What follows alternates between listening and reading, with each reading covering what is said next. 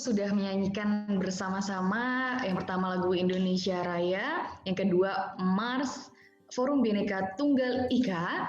Kali ini sebelum saya menyapa atau memanggilkan Ketua Umum dari Forum Nasional Bhinneka Tunggal Ika, saya ingin mengingatkan kembali untuk nanti pertanyaan-pertanyaan akan diklik di kolom chat lalu dituliskan pertanyaannya. Dan yang kedua tadi reminder untuk rename nama karena supaya kita berkomunikasinya enak, supaya tahu juga Bapak dan Ibu namanya siapa, seperti itu. Baik, saya akan panggilkan untuk Bapak Ketua Umum Forum Nasional Bhinneka Tunggal Ika yang akan membuka acara ini, acara siang hari ini. Untuk itu kami panggilkan atau saya langsung panggilkan kepada Bapak Dr. Haji Syaiful Rohim, dipersilahkan waktu dan tempatnya. Terima kasih Mbak Retno, luar biasa. Bapak. Luar biasa siang ini, ceria sekali. Mudah-mudahan tetap berpuasa ya. Amin. Bismillahirrahmanirrahim. Assalamualaikum warahmatullahi wabarakatuh. Salam sejahtera bagi kita semuanya. Om Swastiastu, Namo Buddhaya, salam kebajikan, dan selamat siang menjelang sore.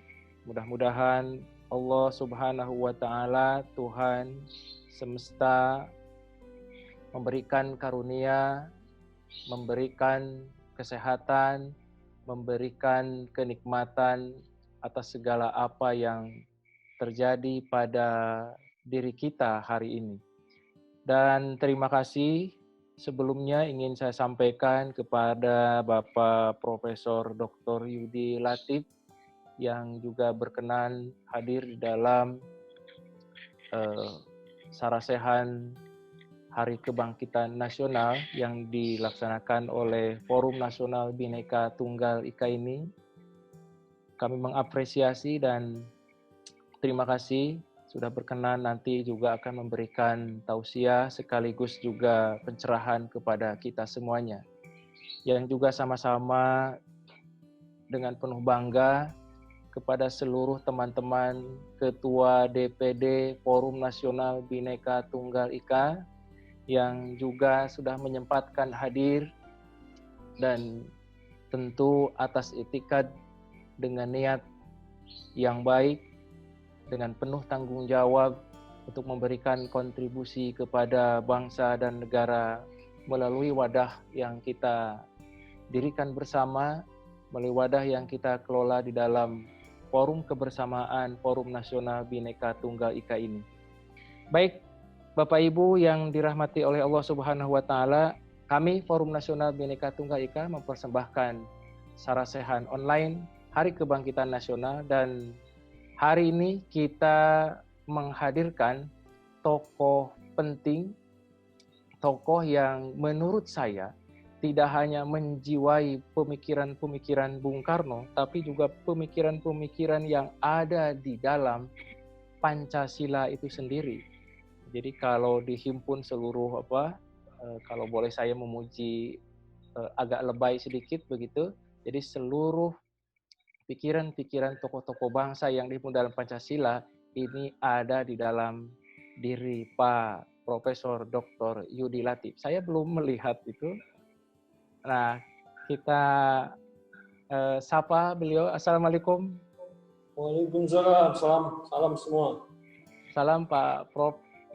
Dr. Yudi Latif. Dan terima kasih atas kebersamaannya di sela-sela kesibukannya yang luar biasa. Mau dan dengan keikhlasannya berdiskusi, sharing ilmu. Kami meyakini, Prof, begini. Jadi barang siapa yang menyelesaikan satu bab ilmu, maka kata Nabi sama dengan sholat malam semalam suntuk, katanya begitu. Dan barang siapa yang juga hadir di dalam majelis ilmu dan ilmu ini juga fokus dalam satu keilmuan dan menghadirkan tokoh ulama yang juga mumpuni di dalamnya, kalaupun kita meninggal, mati dalam kesyahidan, katanya begitu. Kalau kita pulang dari forum virtual ini dan kita mati dalam kesyahidan. Jadi kalau teman-teman yang muslim seperti saya ini, ya optimis saja bahwa kita kalaupun mati hari ini, mati dengan membawa syahid. Amin ya rabbal alamin. Teman-teman yang berbahagia, saya juga didampingi dan dibersamai oleh Pak Oscar, teman karibnya Pak Profesor Yudi Latif juga, dan tentu akan memandu bersama dalam forum sarasehan kebangsaan kita hari ini dengan tema yang saya tidak akan memberikan tema yang kemana-mana karena beliau tidak usah dikasih tema supaya nanti keluar semuanya. Kalau dikasih tema beliau nanti malah bukan beliau sih tidak apa-apa, saya malah yang jadinya membatasi pikiran saya untuk menimba ilmu lebih banyak. Pak Oscar, mana Pak Oscar? Sudah masuk? Siap, sudah Pak Ketum. Ini Pak Gomulia Oscar, hadirin yang berbahagia, yang hadir. Karena yang hadir tidak hanya dari Forum Nasional Bhinneka Tunggal Ika, tentu kalau yang Fornas paham semuanya Pak Oscar. Karena di sini ada dari berbagai macam kampus, salah satunya dari kampus UHAMKA, mahasiswa-mahasiswa UHAMKA juga hadir, ada mahasiswa yang lainnya di Jakarta, juga kalangan bisnis juga hadir. Saya kira ini semua meliputi itu semuanya, dan kelompok-kelompok milenial, pemuda juga banyak, ada tidak hanya dari Gema Bhinneka Tunggal Ika juga hadir semuanya. Baik, Pak Oscar, saya ingin berikan dulu ke Pak Oscar supaya Pak Oscar agak terwujud juga terlihat. Silakan Pak Oscar. Ya, baik. Kawan-kawan, terima kasih. Saya sekarang tanpa video karena saya takut drop. Ini kurang bagus. Kawan-kawan, hari ini kebetulan tanpa disengaja Pak Yudi Latif juga hadir di Kompas membawakan tulisan yang sangat bagus. Jika kawan-kawan belum membaca, silakan nanti baca. Saya juga sudah posting di sosial media saya. Beliau menyampaikan pemikiran-pemikiran yang sangat luar biasa, bahwa jika kita ingin mengubah satu nasib suatu bangsa, tidak hanya melalui teknis, tapi juga hal-hal filosofis. Nah, hari ini kita akan dengarkan dari Pak Yudi Latif, bagaimana membangun hal-hal filosofis yang merupakan landasan dari semua hal teknis seperti keuangan, ekonomi, infrastruktur, dan lain-lain. Saya pikir lebih seru nanti Pak Yudi Latif yang mengupas sendiri. Saya hanya mengantarkan, memberikan beberapa kata-kata supaya kita kira-kira bisa mempersiapkan diri mendengar apa-apa saja pemikiran Pak Yudi Latif. Saya pikir demikian. Kami persilakan Pak Yudi Latif mengambil panggungnya. Baik, terima kasih. Berapa lama ini? Seluas-luasnya aja. Masih bebas, Prof, bebas. Sampai maghrib. Baik, terima kasih rekan-rekan Fornas Bhinneka Tunggal Ika yang budiman. Selamat sore. Salam sejahtera buat saudara sekalian. Semoga bisa tetap sehat, tetap selamat, bisa mengarungi ujian sejarah ini dengan lulus, dan kita nanti balik musibah ini kita akan bangkit kembali seperti yang terjadi di masa lalu. Oke, pada hari ini kita memperingati Hari Kebangkitan Nasional. Kalau dulu namanya bukan kebangkitan, tapi kebangunan nasional. Ini istilahnya kebangunan nasional. Itu ditetapkan oleh Bung Karno pada tahun 48. Ketika itu seperti sekarang juga. Jadi kita ini kambuhan. Tahun 48 itu kita sedang menghadapi agresi militer Belanda. Jadi lagi serius-seriusnya kita dihadapkan pada ancaman agresi militer Belanda, tapi secara politik kita terfragmentasi. Dihadapkan pada bahaya, kok kita malah saling menikam, saling bermusuhan. Ya seperti sekarang lah, dihadapkan pada COVID ini kita juga kok nggak kompak-kompak. Maka Bung Karno merasa harus ada penanda ini yang bisa menyatukan kekuatan yang terfragmentasi itu dalam satu ingatan kolektif bersama.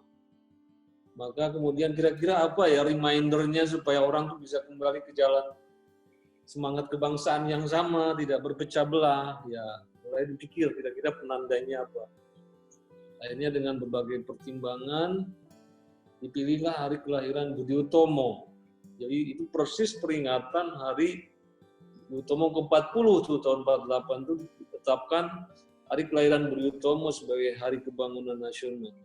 Tapi begini, pertama yang harus kita pahami kalau kata-kata bangkitan atau kebangunan, itu kan berarti sebelumnya kita ini bisa tertidur atau sebelumnya krisis. Kita mengalami katastrofi. Jadi pada istilah bangkit itu sendiri sudah mengindikasikan bahwa kita itu bangkit dari apa? Ya bangkit dari situasi keterbelakangan, waktu itu situasi dari krisis ekonomi, penderitaan, kebodohan, ya. Dan kalau kita lihat Budi Utomo itu berdiri tidak ujuk-ujuk istilah Sundanya, tidak seketika. Tidak ada gerakan sosial itu yang tumbuh seketika. Pada umumnya gerakan sosial itu melewati semacam siklus. Ya. Ada siklus namanya gestation, periode penyiapan atau pembuahan, formation, baru consolidation. Dan biasanya satu gerakan sosial itu bisa muncul ketika konteks-konteks politiknya itu juga memungkinkan. Karena mungkin ada fragmentasi di dalam desain, ya, dalam politik kolonial misalnya, adanya satu peristiwa besar yang terjadinya perubahan politik, itu bisa melahirkan satu atmosfer yang memungkinkan satu gerakan sosial bisa muncul. Sudah, Ya. baik. Saya Terima berikan kasih. waktu untuk Pak Despian untuk memberikan, ya tidak tahu, pertanyaan atau respon atau hal-hal yang lain. Silakan Pak Despian. Terima kasih Pak Ketua, Dr. Saiful Rohim, dan teman-teman Pornas yang saya banggakan. Pak Yudi, terima kasih atas pandangan-pandangannya yang tajam dan bernas. Saya seperti membaca buku sejarah dengan pendekatan-pendekatan diakronik dan sinkronik.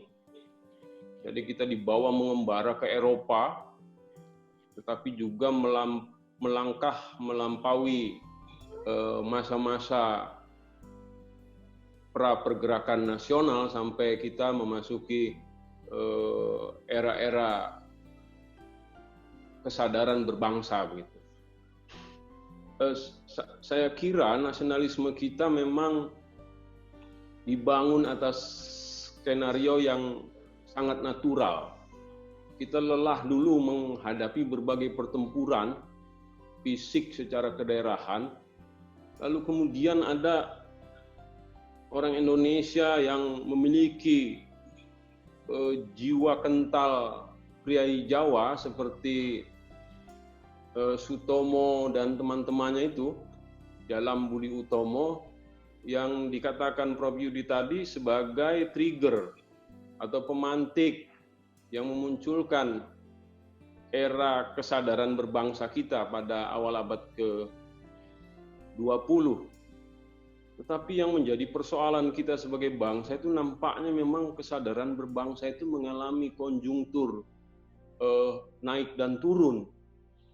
Hari ini akibat euforia politik kepartaian yang berkelindan dengan politik keagamaan, pandangan-pandangan yang menempatkan nasionalisme Indonesia dalam kategori-kategori yang bisa diterima oleh kehendak banyak itu mulai digugat. Kemarin misalnya ketika peringatan Hari Pendidikan Nasional itu banyak sekali narasi-narasi yang menggambarkan betapa tokoh seperti Ki Hajar Dewantara itu digugat. Saya sampai berdebat keras dengan teman saya di grup Muhammadiyah karena dia mengatakan bahwa Ahmad Dahlan lebih memiliki hak untuk menjadi bapak pendidikan nasional. Lalu kemudian misalnya Hari Kebangkitan Nasional itu juga tidak layak untuk diberikan kepada Budi Utomo kecuali kepada Sarekat Islam sebagai pelopor pertama dari terbentuknya organisasi modern yang berbasis keagamaan tentunya. Begitu juga dengan Hari Kartini dan seterusnya. Nah, saya kira ini menggambarkan betapa masyarakat Indonesia itu mudah diombang-ambingkan oleh perubahan-perubahan cuaca sosial dan cuaca politik yang berlangsung di sekitar kita. Ketika pemerintah menisbatkan atau menasbihkan bahwa Ki Hajar Dewantara, Budi Utomo, dan Kartini itu sebagai simbol-simbol kepahlawanan nasional, sekaligus juga substansi dari gerakan kepahlawanan pada masanya, maka sesungguhnya ini merupakan politik kenegaraan. Dan ketika misalnya banyak sekali pihak-pihak Islam yang berkepentingan dengan jargon berkeunggulan, katakanlah NU dan Muhammadiyah, kemudian menerima itu sebagai politik kebangsaan yang diberikan oleh kelompok-kelompok umat Islam, dan hari ini kemudian itu digugat. Walaupun juga saya tetap meyakini bahwa kesadaran berbangsa kita, kalau merujuk pada konteks sejarah, tidak akan bisa roboh oleh gugatan-gugatan yang bersifat sporadis dan emosional itu. Nah, poin pentingnya kemudian kita mengingat dan merayakan Hari Kebangkitan Nasional kita ini dalam konteks kekinian adalah bagaimana kita sebagai bangsa itu harus bisa mengambil nilai-nilai yang luhur dari realitas yang berlangsung pada hari ini.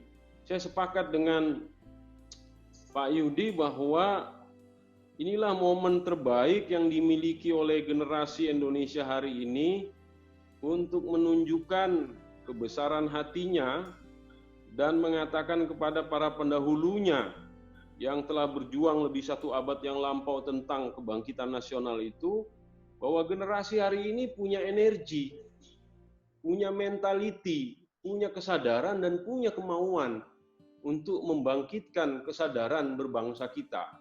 Nah, bahu-membahu dalam konteks memerangi pandemi corona pada masyarakat kita.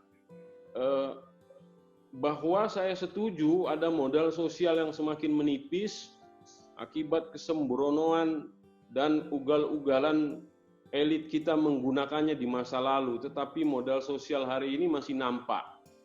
Yang jadi masalah adalah bahwa gerakan-gerakan sosial itu memang tidak tersistematisasikan dengan baik, tidak terorganisasikan dengan baik karena kita tidak memiliki pengalaman mengorganisasikan diri sebagai civil society yang kuat begitu. Ya, kita kan hanya bisa mengorganisasikan diri itu pun secara sporadis ketika berupaya meruntuhkan rejim Orde Baru pada tahun 98. Nah, setelah itu kita kebingungan dengan posisi kita masing-masing di dalam merespon perkembangan Indonesia yang sesungguhnya juga tidak lebih buruk pada situasi hari ini dengan situasi 98. Hanya memang kroniknya yang berbeda dan memiliki hal-hal yang bersifat partikularistik gitu. Saya kira ini, dan saya terima kasih sekali mengikuti diskusi kita yang hangat, kaya dengan informasi dan nilai-nilai kesejarahan masa lalu yang bisa kita petik untuk melihat kehidupan hari ini untuk menjadi kokoh di masa depan. Baik. Assalamualaikum warahmatullahi wabarakatuh. Salam sejahtera untuk kita semua. Terima kasih Pak Dr. Despiani, beliau sejarawan dari UHAMKA juga berkenan hadir dalam forum kita hari ini. Mohon berkenan menjawabnya. Silakan Prof. Yudi. Ya, pertama dari mana kita mulai? Sebenarnya kita tidak perlu reinventing the wheel karena sejarah sudah bertubi-tubi, baik sejarah Indonesia maupun sejarah bangsa-bangsa lain. Trayek menuju kebangkitannya itu jelas kan, dari penguatan kapabilitas budaya. Jadi misalnya kalau kita lihat Jepang, bagaimana trayek kemajuan Jepang, Itu kan dimulai dari restorasi Meiji 1860-an, dan apa yang dilakukan restorasi Meiji? Hanya 2 tahun setelah restorasi Meiji dibuatlah undang-undang pendidikan, undang-undang fundamental pendidikan. Ya, 2 tahun setelah restorasi Meiji, undang-undang pendidikan.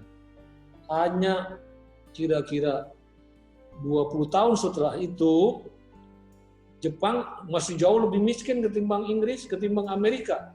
Tapi apa yang terjadi? Konsumsi bukunya hanya 30 tahun kemudian itu sudah lebih hebat, 2 kali lipat dari Amerika Serikat. Kan?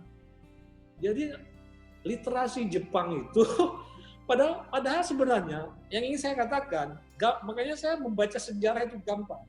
Kita dan Jepang itu sebenarnya sama, titik berangkatnya itu 1860-an. Tadi kita juga mulai introduksi pendidikannya itu sama.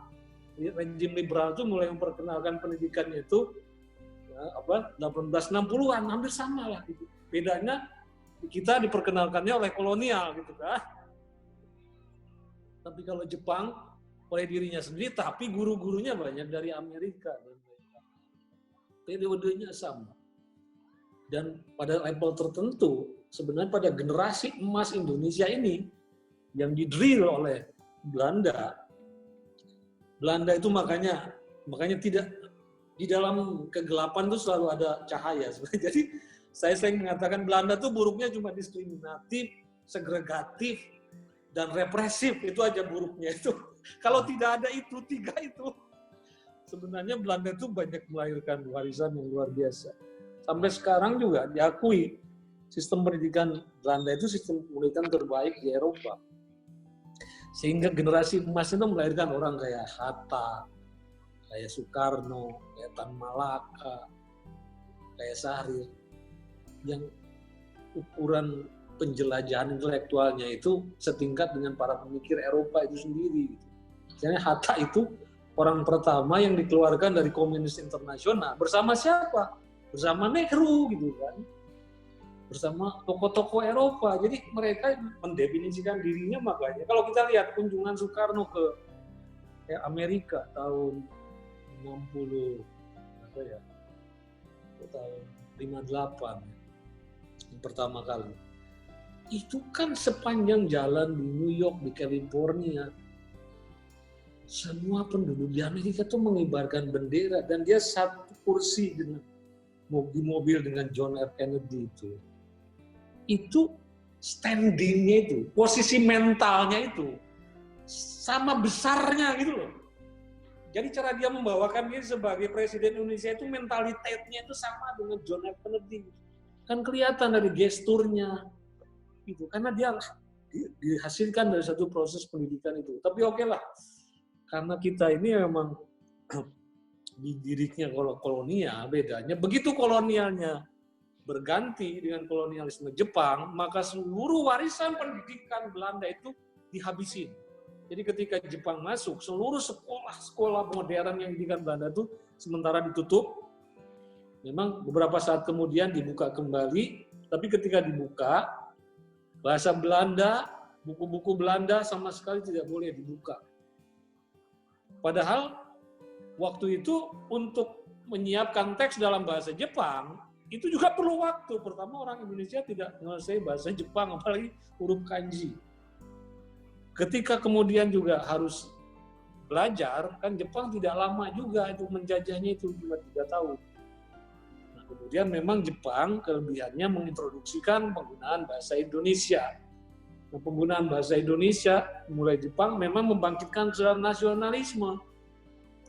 Tapi kesadaran nasionalismenya itu kesadaran nasionalisme jingo nasionalisme kependakaran yang lewat paramiliter itu, lewat paramiliter training.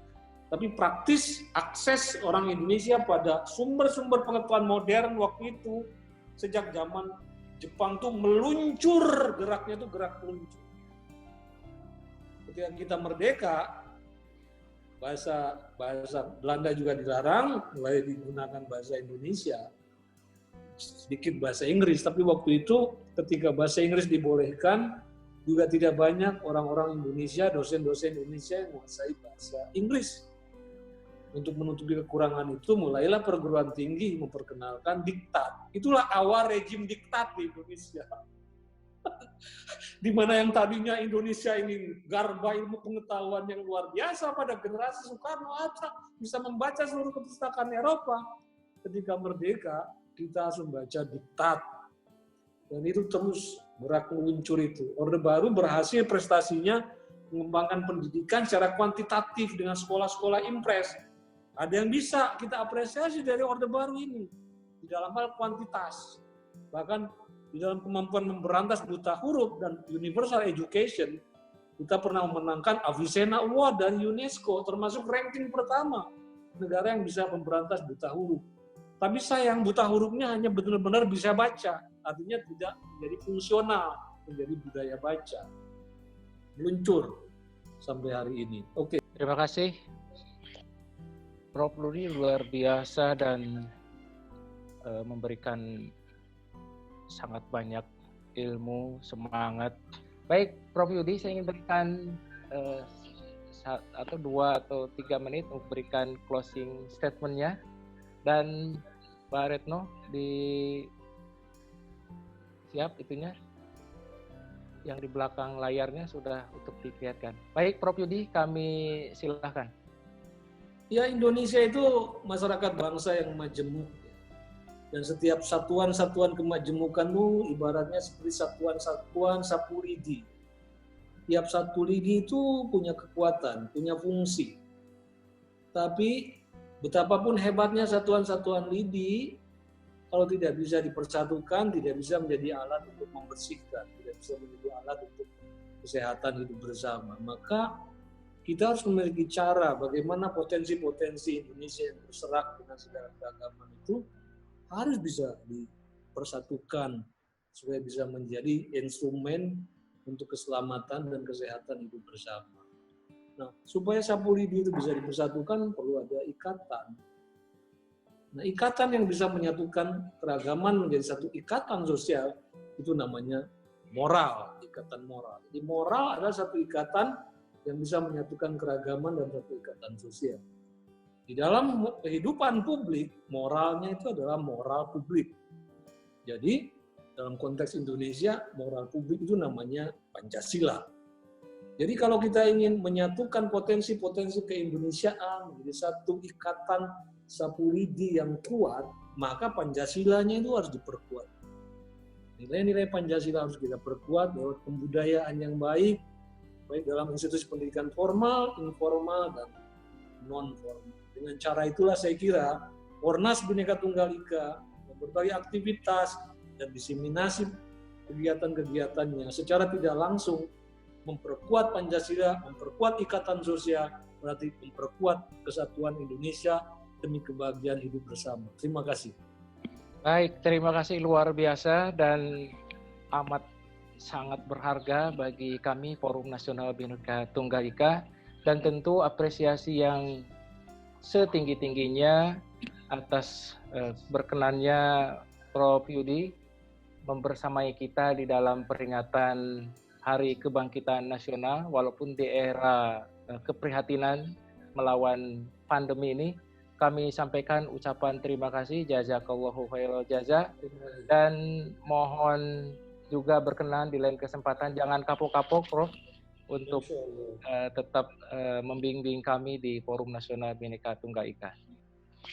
Ya, baik, terima kasih Pak Oscar, terima kasih semua untuk peserta yang hadir sampai akhir. Terima kasih banyak hari ini sudah bersama-sama kami, bersama Forum Nasional Bhinneka Tunggal Ika telah mempersembahkan acara sarasehan online Hari Kebangkitan Nasional. Tentunya kita sebagai pemuda-pemudi juga bisa berkontribusi bagaimana kita merayakan hari bersejarah ini.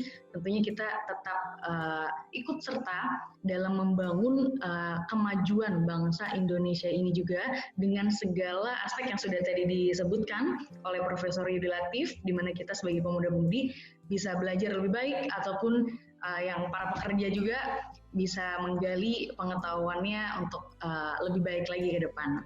Baik, segitu saja dari saya. Tak lupa ucapkan terima kasih untuk semua tim dan seluruh peserta yang ada di hari ini. Saya undur diri, kami undur diri, Forum Nasional Bhinneka Tunggal Ika undur diri. Terima kasih semuanya. Sampai jumpa kembali.